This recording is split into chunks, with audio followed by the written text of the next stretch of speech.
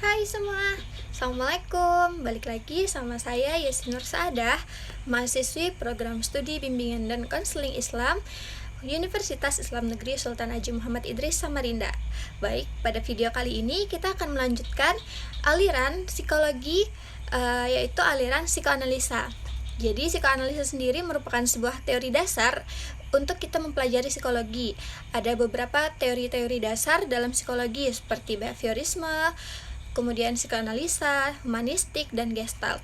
Nah, pada kali ini kita akan membahas tentang psikoanalisa. Baik, sekarang kita masuk pada penjelasan tentang psikoanalisa.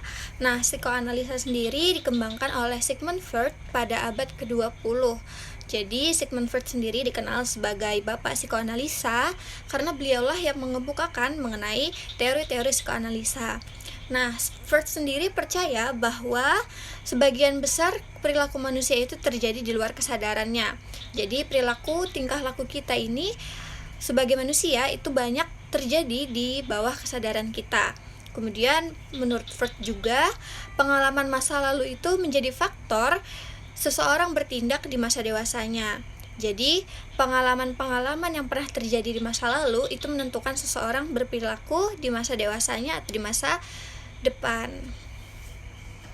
Nah, Freud itu membagi dua pikiran pada manusia.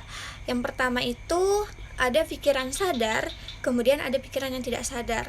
Nah, menurut Freud, dua pikiran ini bisa diibaratkan seperti sebuah gunung es, yang mana yang terlihat di atas, yang kecil itu sebagai pikiran sadar, sedangkan yang di bawah itu sebagai pikiran tidak sadar.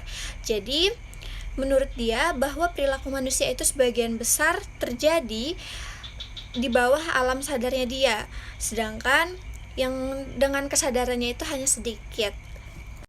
Nah, psikoanalisa sendiri itu berfokus pada sebuah pemahaman aspek tak sadar pikirannya, kemudian emosinya dan motivasi seorang individu.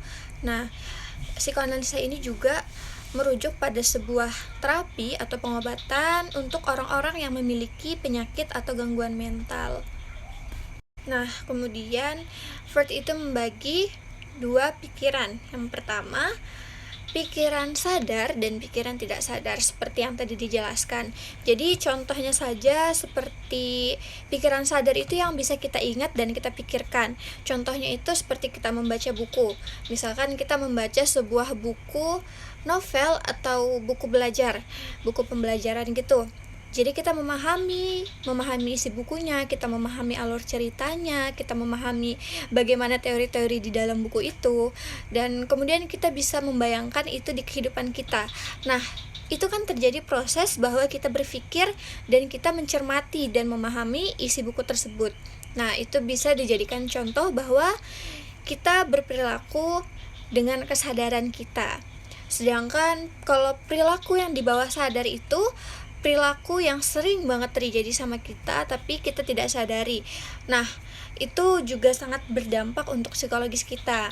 Jadi contohnya saja seperti kita mencari sebuah alamat, suatu alamat untuk menuju ke rumahnya, kita pasti melihat sesuatu, misalkan patokannya rumah warna ini atau bangunan ini, gang ini. Nah, kita bakalan melihat satu persatu di pinggir jalan itu, kita bakalan ngelihat, oh di samping sini ada ini, terus samping kanan ada ini.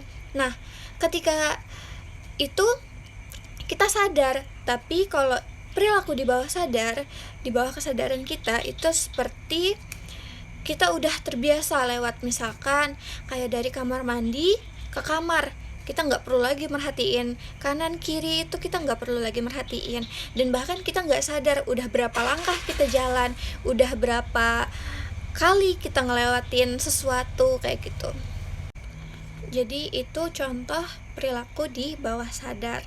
Nah, jadi itu perilakunya itu seperti otomatis, kita nggak mikir panjang lagi bakalan gimana, dan kita bakalan nggak bakalan mikir lagi gitu.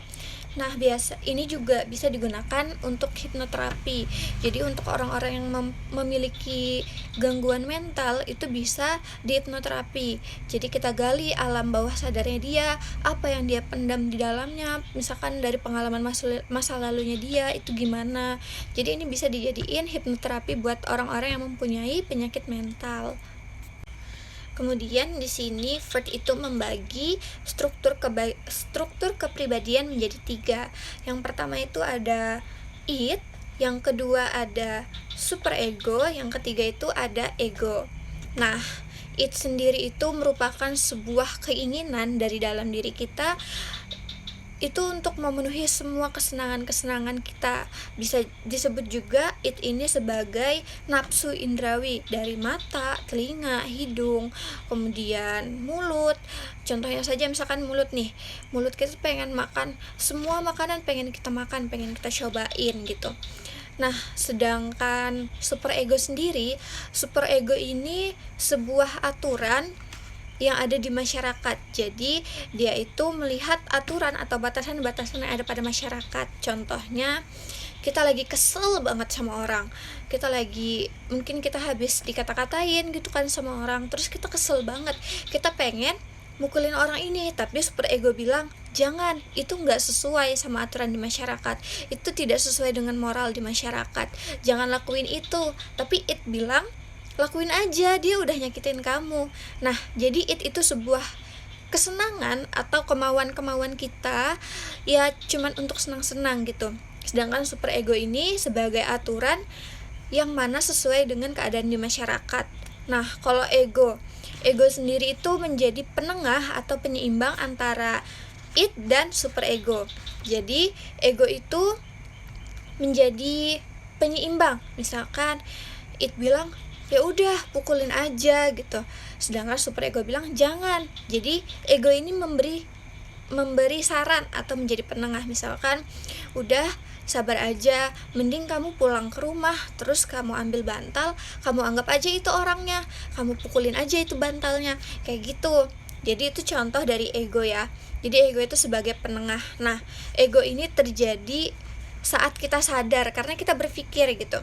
Sedangkan superego ini bisa di antara sadar dan tidak sadar. Kalau it ini di bawah sadar karena dia benar-benar cuman keinginannya doang, kayak kesenangannya dia, kepuasannya dia aja yang dia pikirin kayak gitu.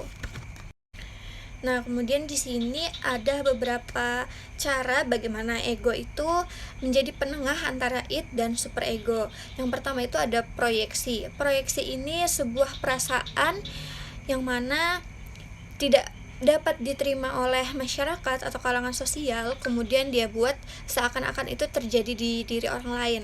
Kalau istilah sekarang itu kita biasa dengar itu playing victim. Nah, itu tuh contohnya seperti aku itu nggak suka sama kamu, tapi aku bikin seolah-olah kamu yang nggak suka sama aku. Jadi di pandangan masyarakat itu seolah-olah kamu tuh benci banget sama aku, padahal aku yang benci banget sama kamu, kayak gitu. Nah, yang kedua itu ada formasi reaksi. Formasi reaksi ini berperilaku sebaliknya. Jadi semisalkan aku itu benci banget sama kamu, tapi aku berperilaku sama kamu itu seakan-akan aku sayang sama kamu, aku suka sama kamu. Ya istilahnya seperti muka dua lah, karena bertindak tidak sesuai dengan kemauannya, kayak gitu. Kemudian yang ketiga itu ada sublimasi. Nah, sublimasi ini bagaimana cara kita mengekspresikan sebuah dorongan dari dalam diri kita dengan cara yang bisa diterima oleh masyarakat sosial. Nah, itu contohnya misalkan kita lagi dibully sama orang atau kita dikata-katain orang, kita kesel banget nih. Kalau kita mukul, kan itu tidak sesuai dengan aturan yang ada pada masyarakat atau moral yang ada pada masyarakat. Jadi kita pulang gitu, atau tiba-tiba kita ikut bela diri nih. Jadi kita anggap samsak itu tuh sebagai orang yang telah bully kita, atau kita pulang ke rumah terus kita ngambil bantal gitu, kita pukul bantal-bantal itu, kita anggap bantal itu tuh sebagai orang itu yang udah ngebully kita, yang udah ngata-ngatain kita. Nah, itu cara sublimasi bekerja.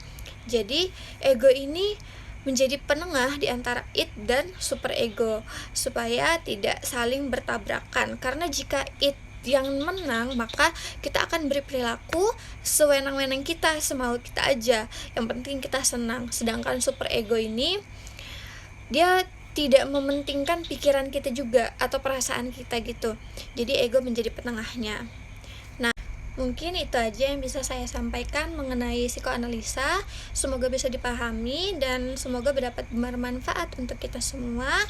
Wassalamualaikum warahmatullahi wabarakatuh.